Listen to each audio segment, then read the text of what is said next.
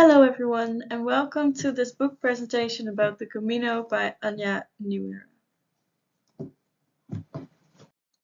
But first I'm going to tell you something about myself. I'm Anne-Marie, I'm a 20-year-old student from the Netherlands, and in my home university I study English language and culture, and my wish is to become an English teacher in the Netherlands and maybe even a linguistics professor at university. I'm studying at the University of Limerick for a year to improve my English, to expand my horizon, and spend some time with my Irish boyfriend Sean, who I moved in with. I have many hobbies such as crocheting, dancing, and playing the ukulele, but I'm a real scaredy cat, but I love reading thrillers, especially Dutch ones such as this one. Reading a suspenseful thriller is not as scary as watching a scary movie because your mind can only make up things that aren't too scary to handle. That's how I always think about it.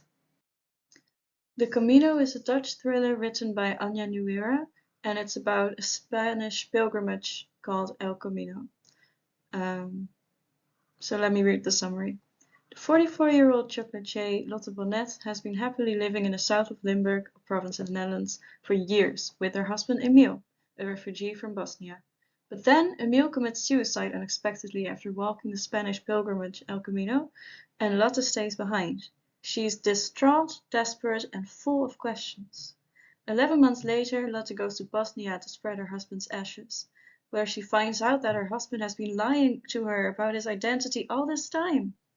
She hires a lawyer from Sarajevo to search Emile's past and makes a shocking discovery.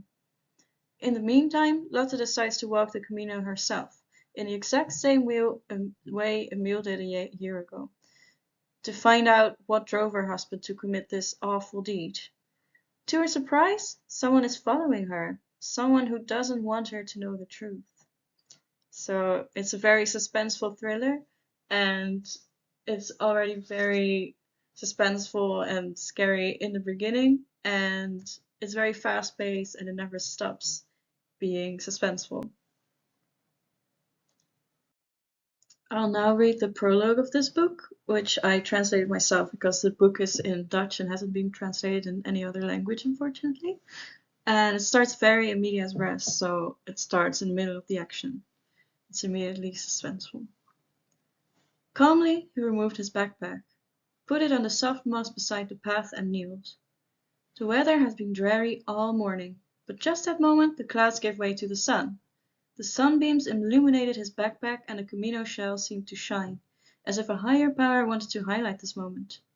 The singing of the birds grew louder, and just like the summer of 1995, the earthly scent of ferns dominated the air. His shirt was open and waved in the wind. His black curly breast hair was wet with sweat and flickered in the bright light. My thoughts slowed, and I saw things I would normally never register, such as the colors of his hiking gear. The grey resembled the weather-beaten stone cross 2 meters ahead. He took his hunter's knife out of his holster and brought the glistening lemon to his throat. He closed his eyes and murmured a few words. I was standing next to him, but I couldn't move. I could only watch what was happening right in front of my eyes. Is this real? He straightened his back, took one last deep breath, cried out your name, and slit his throat. He gurgled while falling over and met the ground with a loud thud. Blood streamed from his neck and trickled down to the path of the Camino. So as you see, this is not a very happy beginning, the opposite, and you immediately know what is going on, except you don't know these people, so it's very in medias res.